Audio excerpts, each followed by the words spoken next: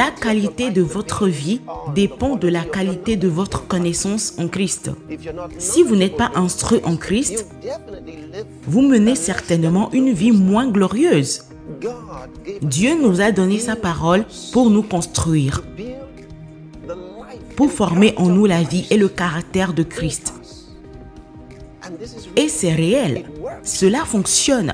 Cela vous donne un esprit élevé en permanence. Je partage avec vous 7 faits édifiants de la vie. En Christ, vous pouvez être victorieux en permanence. Des combats se présentent à vous. Vous le savez, des problèmes viennent à vous. Et si les problèmes ne viennent pas, vous en créez. Je suis sérieux. C'est ainsi que la vie devrait être. Ne vivez pas une vie ennuyeuse. Vous savez, si les problèmes ne viennent pas, créez-en.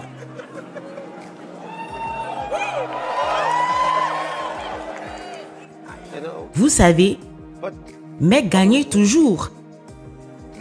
Vous devez toujours gagner, toujours triompher. C'est ça, toujours triompher. C'est ça le christianisme. Sinon, vous vivez quelque chose de moins que le christianisme. Bien sûr, tous les chrétiens ne sont pas au même niveau les uns que les autres. Certains ont un peu plus grandi que d'autres. Certains en savent plus que d'autres. Et la qualité de votre vie dépend de la qualité de votre connaissance en Christ. Si vous n'êtes pas instruit en Christ, vous menez certainement une vie moins glorieuse. Souvenez-vous, Dieu a dit, « Mon peuple périt par manque de connaissance, non par manque de puissance, non par manque de grâce, non par manque d'amour, non, même par manque de prière. » Avez-vous déjà entendu quelqu'un dire qu'un chrétien sans prière est un chrétien sans pouvoir? Avez-vous déjà entendu cela? Ils l'ont dit depuis si longtemps. Certaines personnes pensaient que cela venait de la Bible. Je me souviens d'une fois où j'ai dit que ce n'était pas vrai. Et le pasteur, un autre prédicateur, était surpris que je dise que ce n'était pas vrai. Mais ce n'était pas vrai. Je disais qu'il n'y a nulle part dans la Bible où il est dit que vous obtenez du pouvoir par la prière. Alors d'où vient le pouvoir? J'ai dit du Saint-Esprit. Jésus a dit, vous recevrez la puissance après que le Saint-Esprit sera venu sur vous. Il n'a pas dit après que vous ayez prié. Il y a beaucoup de gens qui prient. Je crois en la prière. Bien sûr, je ne serai pas ici sans la prière. Mais la prière ne donne pas du pouvoir. Le pouvoir vient du Saint-Esprit. Vous comprenez? La prière ne donne pas le pouvoir. Peu importe combien vous priez et combien de personnes prient pour vous. Certaines personnes pensent que si elles ont beaucoup de personnes qui prient pour elles, alors les choses vont marcher. Eh bien non, la prière ne donne pas de pouvoir et les miracles n'arrivent pas en raison de la multiplication de la prière. Ce n'est pas le cas. Le pouvoir vient de Dieu, du Saint-Esprit. Alors, regardons quelque chose aujourd'hui. J'en ai un bon pour vous. Assurez-vous d'écouter et de bien saisir tous les détails. 7 faits édifiants de la vie en Christ. Des faits édifiants. Voyez-vous, je n'ai jamais eu une journée difficile. Maintenant, j'ai été dans le ministère depuis plus de 30 ans de ma vie. Et dire cela n'est pas quelque chose que beaucoup de gens diraient. Eh bien, c'est vrai. Il y en a certains qui penseraient que ce n'est pas possible. Mais ceux qui m'ont côtoyé de près vous le diront. Je n'ai jamais de jour de déprime. Je n'ai jamais de jour de baisse de morale. Quand je partage ces choses avec vous, je vous montre comment la parole a construit mon esprit. Et cela est très important. Donc ce n'est pas simplement des sermons, ils sont réels. Et cela vient de la parole de Dieu. Dieu nous a donné sa parole pour nous édifier, pour construire la vie et le caractère de Christ en nous. Et c'est réel, cela fonctionne. Alors, je partage avec vous 7 faits édifiants de la vie. Édifiants. Il vous donne toujours le moral au beau fixe. Vous êtes enthousiasmé. Alléluia. Toujours enthousiasmé. Je suis toujours enthousiasmé. Je suis toujours de bonne humeur. Gloire à Dieu. Numéro 1. Lisons Éphésiens chapitre 1 à partir du verset 1. Éphésiens chapitre 1, verset 1. Vous êtes prêts? Maintenant, j'aimerais savoir en lisant si vous pouvez trouver ces 7 faits. D'accord? 7 faits édifiants de la vie en Christ. Paul, apôtre de Jésus-Christ, par la volonté de Dieu aux saints qui sont à Éphèse et aux fidèles en Christ Jésus. Que la grâce et la paix vous soient données de la part de Dieu notre Père et du Seigneur Jésus-Christ. Béni soit le Dieu et Père de notre Seigneur Jésus-Christ qui nous a bénis. Maintenant, je veux que vous remarquiez les temps verbaux en lisant. Notez les temps passés, présents ou futurs, car ils sont très importants. Par exemple, celui-ci dit « Béni soit le Dieu et Père de notre Seigneur Jésus-Christ qui nous a bénis, non pas qui va vous bénir. » D'accord? Mais avec quoi nous bénit-il? Regardez, « Béni soit le Dieu et Père de notre Seigneur Jésus-Christ qui nous a bénis de toutes les bénédictions spirituelles dans les lieux célestes en Christ. » J'adore cela. Bien, continuons. Selon qu'il nous a élus en lui avant la fondation du monde, pour que nous soyons saints et irrépréhensibles devant lui en amour. Waouh! Nous ayons prédestinés à l'adoption des enfants par Jésus-Christ pour lui-même, selon le bon plaisir de sa volonté, à la louange de la gloire de sa grâce qu'il nous a accordée en son bien-aimé. J'aime cela, c'est puissant.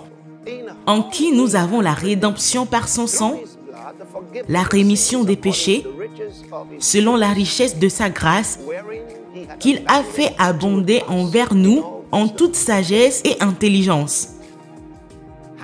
Nous ayons fait connaître le mystère de sa volonté, selon le bon plaisir qu'il s'était proposé en lui-même, pour le mettre à exécution lorsque les temps seraient accomplis, de réunir toutes choses en Christ, celles qui sont dans les cieux et celles qui sont sur la terre. Même en lui, un autre verset.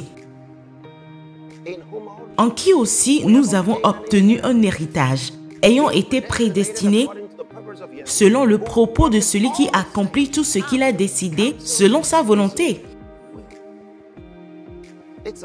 C'est un chapitre puissant, mais nous prenons ces 11 premiers versets en considération. J'y trouve 7 faits édifiants de la vie en Christ. Allons-y. Le premier est au verset 3. Nous sommes bénis avec toutes les bénédictions spirituelles du ciel. J'aime cela. Vous voyez, en Christ, je suis béni de toutes les bénédictions spirituelles du ciel. Il n'y a plus de bénédiction au ciel que je n'ai pas. Il n'y a plus de bénédiction au ciel dont je ne suis pas béni. Et devinez quoi? Le physique appartient au spirituel. Le spirituel contrôle le physique. C'est important. Donc, si j'ai été béni de toutes les bénédictions spirituelles, cela signifie que chaque chose matérielle dans la vie est sous contrôle grâce aux bénédictions spirituelles qui m'ont été accordées en Jésus-Christ. Et devinez quoi? Je les ai toutes. Regardez. Béni soit le Dieu et Père de notre Seigneur Jésus-Christ, qui nous a bénis de toutes les bénédictions spirituelles dans les lieux célestes en Christ. Alléluia. Deuxième point. J'ai été choisi pour être saint et irrépréhensible. Waouh! Choisi pour être saint et irrépréhensible. C'est le verset 4. Regardez, selon qu'il nous a élus en lui, en Christ, avant la fondation du monde, nous devrions être saints et irrépréhensibles devant lui dans l'amour. Comprenez-vous ce que signifie être irrépréhensible devant Dieu? Dieu ne me reproche rien. Vos voisins vous reprochent quelque chose.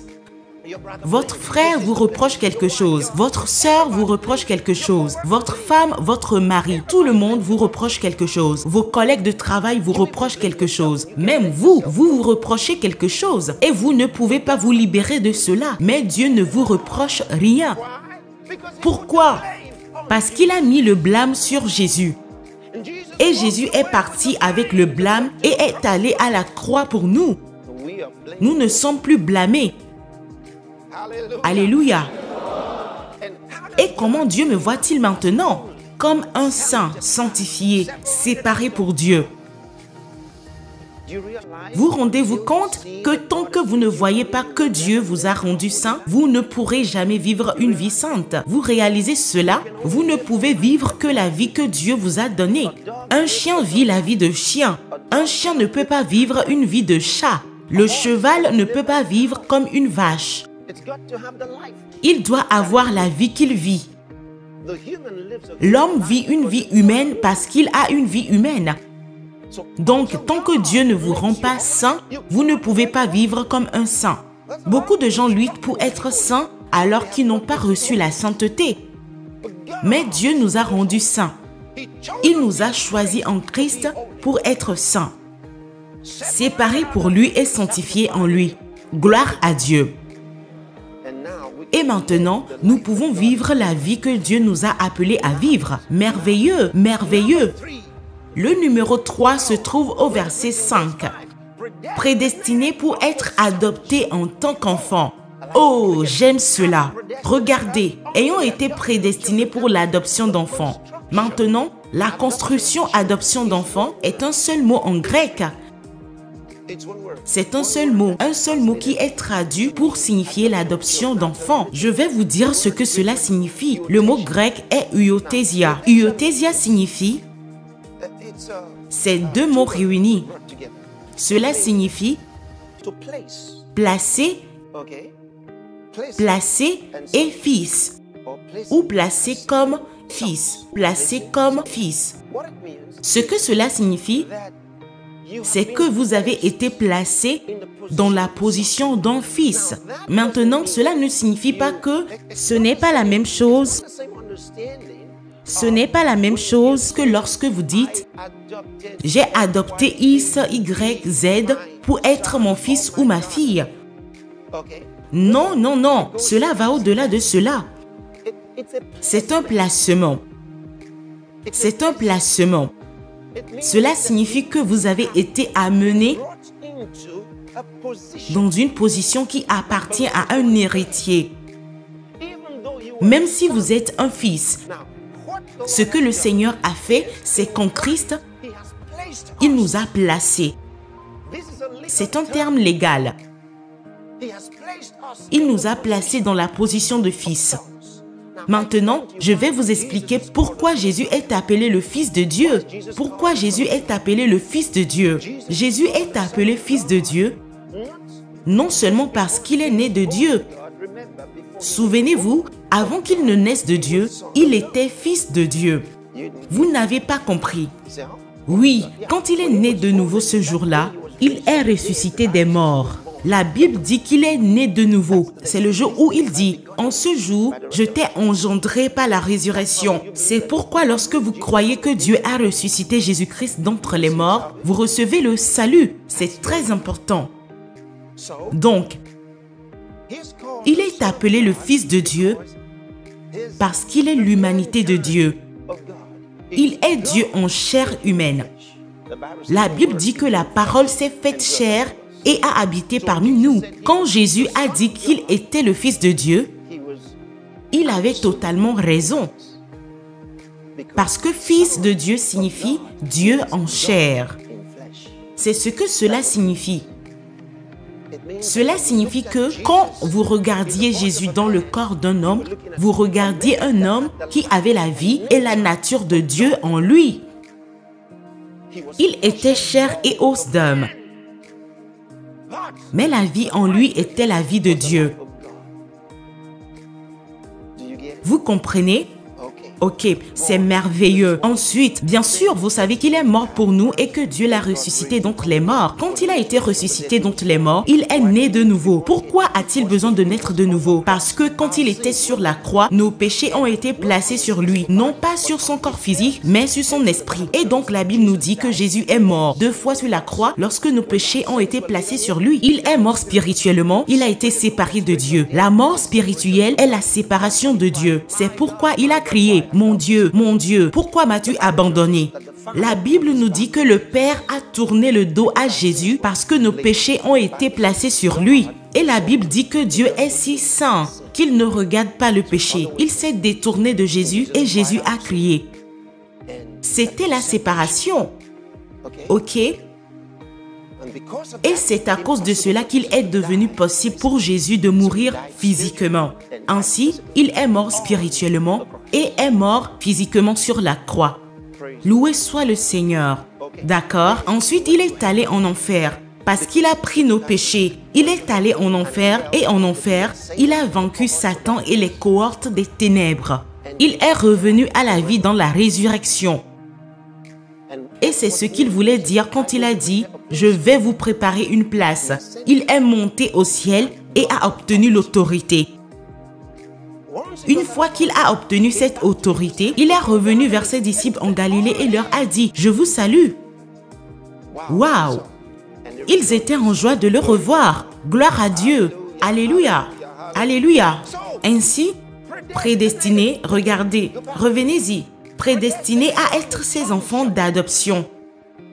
C'est le numéro 3, prédestiné à être ses enfants d'adoption. Voyez-vous, je suis maintenant placé en tant que fils de Dieu, pas le fils de Dieu. Je suis loin des fils de Dieu car il y en a beaucoup d'entre nous. Loué soit le Seigneur. Il y en a plusieurs, prédestinés. Je n'ai pas à travailler pour cela. Prédestiné. Dieu l'a planifié à l'avance et l'a réalisé. Alléluia. C'est arrivé. Numéro 4. Doté d'une faveur spéciale et d'honneur. C'est dans le verset 6. D'où sortez-vous cela? Je vais vous le montrer. Regardez-le. À la louange de la gloire de sa grâce, par laquelle il nous a acceptés en son bien-aimé. Le mot « accepter » est presque mal traduit dans la version King James. Vous voyez, le mot est différent. C'est comme le mot « porter ». Lorsque nous parlons de grâce, la grâce, le don de la grâce. De telles bénédictions qui nous viennent avec grâce. Grâce. Cela signifie être gracié, être favorisé. Être favorisé. Spécialement favorisé, doté d'une faveur spéciale et d'honneur. C'est ce que cela signifie à la louange de la gloire de sa grâce par laquelle il nous a rendus. Le mot est accepté. Non, nous avons été dotés de faveurs spéciales et d'honneur. Ainsi, j'écris ici qu'en Christ, je suis doté de faveurs spéciales et d'honneur. Oh, quelle vie! Voyez-vous, c'est fait édifiant. Si vous pensez à ces choses, comment pourriez-vous avoir un jour morose? Comment cela pourrait-il vous arriver? Comment pourriez-vous être découragé à cause de quoi que ce soit? Rien dans le monde n'est assez puissant pour vous décourager. Rien dans le monde, rien. Lorsque vous comprenez cela et pensez à ces choses, c'est cet fait édifiant de la vie. Waouh! Numéro 5. C'est dans le verset 7. Regardez-le. En qui nous avons la rédemption. Cela signifie délivrance. Apolutrosis en grec. Délivrance en Christ. J'ai ma délivrance en Christ. Cela signifie qu'il me sort des ennuis. J'ai ma délivrance en Christ. Peu importe quoi. J'ai ma délivrance. C'est la rédemption. En Christ, j'ai mes délivrances.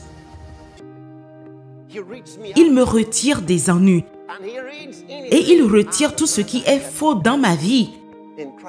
En Christ, j'ai ma délivrance. Alléluia. Avez-vous déjà chanté cette chanson? Il m'a sorti du bourbier, a posé mes pieds sur le roc pour toujours. Et que fait-il? il met un cantique dans ma bouche pour chanter. Quel genre de cantique? Un cantique de louange. Alléluia. Le numéro 6 est également dans le verset 7. Regardez, il dit, en qui nous avons la rédemption. En qui nous avons la rédemption par son sang, le pardon des péchés. Le mot est aphasis. Cela signifie rémission, l'effacement complet ou le retrait complet des péchés selon les richesses de sa grâce. J'ai en Christ la rémission des péchés, le retrait des péchés. La version King James utilise le mot pardon.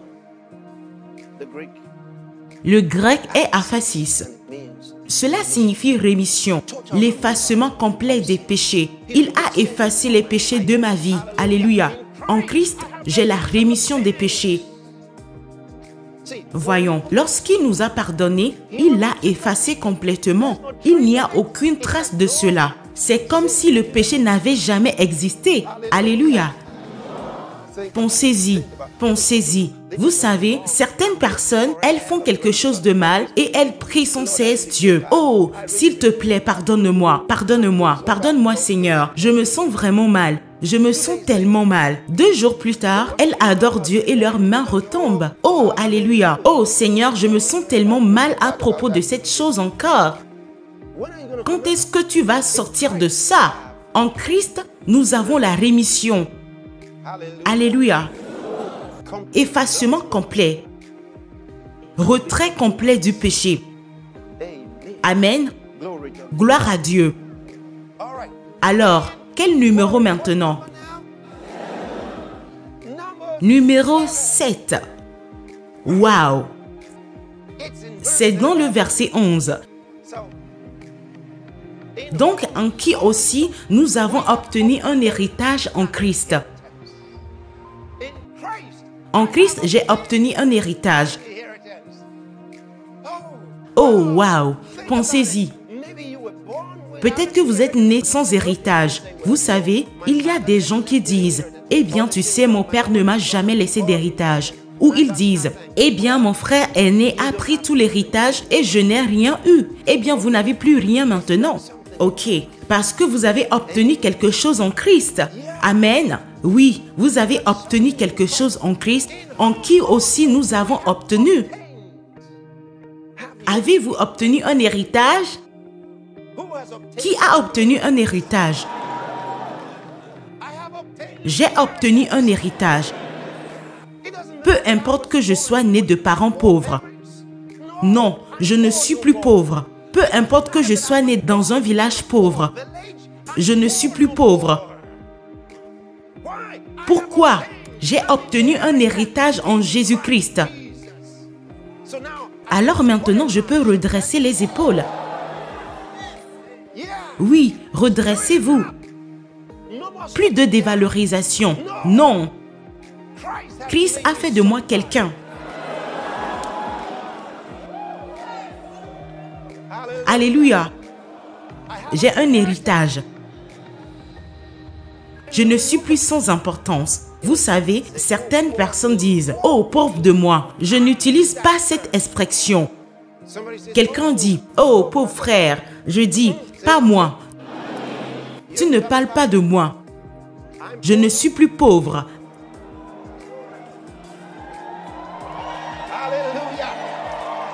Alléluia. Parce que j'ai obtenu un héritage. Regardez la force de la construction du verset. Lisons le verset 11. Regardez la force. En lui, nous sommes aussi. Remarquez qu'il n'a pas dit ce qui est beau. S'il avait dit, en lui, nous sommes aussi héritiers. C'est merveilleux.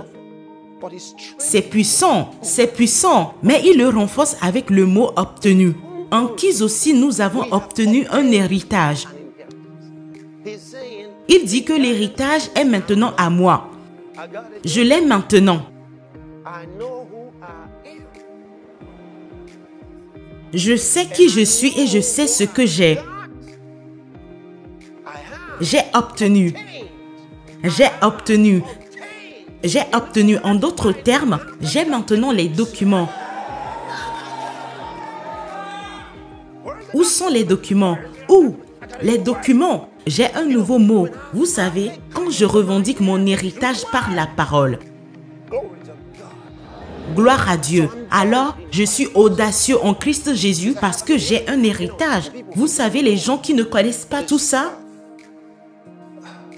la vie est dure pour eux. Ils luttent pour être quelque chose. Ils luttent pour obtenir quelque chose. Ils luttent pour avoir quelque chose. Ils luttent dans la vie. La vie est un combat tout le temps. Ils luttent pour survivre. Ils luttent pour être quelque part, pour être au sommet. Le combat de la vie est un combat constant pour eux. Parce qu'ils ne connaissent pas la vérité. Ils ne savent pas pourquoi Jésus est venu. Ils pensent que Jésus est venu à cause d'une religion. Ils voient Jésus comme faisant partie d'une religion. Ce n'est pas une religion. C'est la réalité. Et vous ne le saurez jamais tant que Christ n'aura pas pris résidence dans votre cœur. Vous ne le saurez jamais tant que vous ne l'aurez pas. Vous ne le saurez jamais.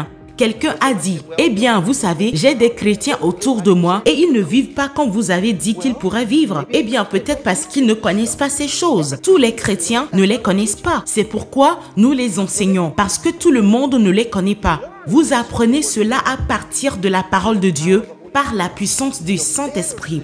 Il vous révèle cela, aussi simple que cela puisse paraître. Sans le Saint-Esprit, vous ne le comprendrez pas. Vous ne le comprendrez toujours pas. Et beaucoup d'entre vous ici le comprennent parce que le Saint-Esprit est votre enseignant. Voyez-vous, à mesure que nous le lisons, vous l'aimez simplement. Vous le comprenez simplement. Il vient à vous comme s'il était naturel pour vous. Alléluia.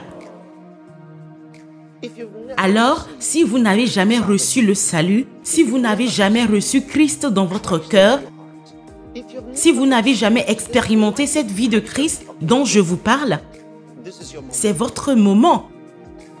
C'est votre opportunité de recevoir la vie et la nature de Dieu dans votre cœur. C'est important. Vous ne l'obtiendrez jamais en vous battant pour l'obtenir. Vous ne pouvez pas le réaliser par vos propres efforts. C'est en recevant Christ dans votre cœur par un acte de foi qu'il fera l'œuvre. Il accomplira sa volonté en vous. Et quelque chose dont vous devez être prudent, c'est ceci. Lorsque vous êtes dans une réunion comme celle-ci et qu'il y a une opportunité pour vous de recevoir le salut, vous devez saisir cette opportunité. Peut-être il y a eu d'autres occasions avant et vous ne les avez pas saisies. Peut-être que vous avez essayé et que cela n'a pas fonctionné. Mais dans une réunion comme celle-ci, il est si important que vous oubliez tout le monde et ce que les autres pourraient penser et que vous receviez le salut. Acceptez cet appel. Recevez le salut en tant qu'acte de foi et laissez-le accomplir son œuvre dans votre vie. Dites ces mots. Dites, « Ô Seigneur Dieu,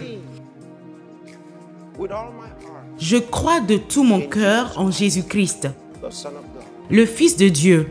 Je crois qu'il est mort pour moi. Je crois que Dieu l'a ressuscité des morts et il est vivant aujourd'hui. Et par ma foi en Jésus-Christ, je le reçois comme Seigneur de ma vie. Je confesse Jésus comme Seigneur de ma vie. Et je reçois la vie éternelle dans mon cœur, dans mon esprit. Merci Seigneur pour avoir sauvé mon âme. J'ai maintenant la vie éternelle par ma foi en Jésus-Christ. Merci Seigneur de m'avoir donné une nouvelle vie. Amen. Loué soit le Seigneur. Magnifique.